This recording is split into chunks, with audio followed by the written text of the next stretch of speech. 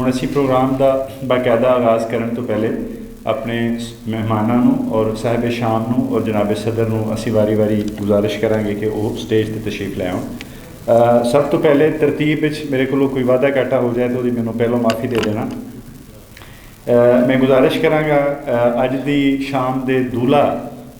जिन्हां दी वजह तो असी सारे इकट्ठे होए हैं और जिन्होंने इस्लामाबाद पिंडी के अदबी हल्कों के सारे लोग बहुत प्यार नाल और बड़े माण नाल और बड़ी प्रीत नाल एक अरसे तो पंजाबी महफलों के वड्डे वड्डे प्रोग्रामां की निज़ामत और स्टेज सैकटरीशिप करदियां भी वेख चुके हैं और उन्होंने दौड़े नज़मां और गज़लां असी सुनिया और उन्होंने अज किताब अज साढ़े कोल आई है और असी उन्होंने मानने लिए तो इकट्ठे होए हैं। और मैं गुजारिश करांगा जनाब अज की शाम के दूल्हा जाफर अंजम जटियाना साहब के वो स्टेज पर तशरीफ लाएं ताकि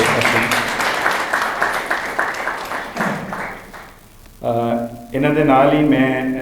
साढ़े बहुत प्यारे दोस्त और बहुत खूबसूरत शायर और उर्दू और पंजाबी की जी जदीद शायरी है इस वेले हम असर उसका एक बहुत मोतबर नाम और साढ़े सारे दे बहुत प्यारे दोस्त राना सईद दोशी साहब को गुजारिश करांगा कि वह भी स्टेज पर तशरीफ लाएं।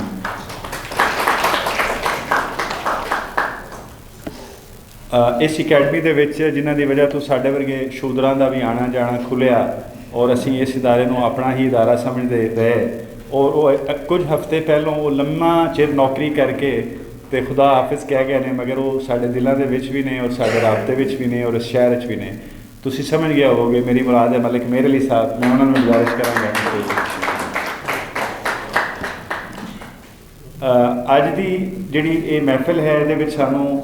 डॉक्टर नजीबा आरिफ साहिबा भी ज्वाइन करनगियां जड़ियाँ कि चेयरपर्सन ने अकैडमी एथलैटिक्स दियाँ और वो आएंगे तो वो सब ज्वाइन कर लेंगे। लेकिन अज की शाम के जी सदारत है जी प्रधानगी है वो साढ़े बहुत ही हरदिल अजीज़ और प्यारे और बहुत ही सुंदर शायर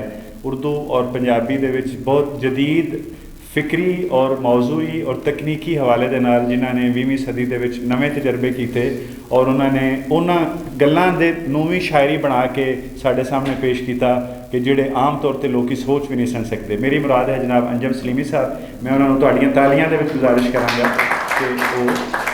अपनी कुर्सी इस अदालत पर तशरीफ रखें और अज की शाम का जिहड़ा है वो हुस्न दुबाला करें।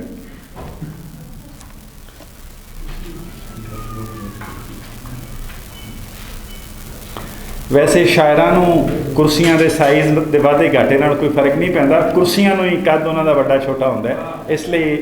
अंजम सलीमी साहब जिथे भी बह जाएंगे वो प्रधान ही ने। तो तुहाडे सारे दोस्तों का बहुत शुक्रिया। असी जिहड़ा अज की शाम है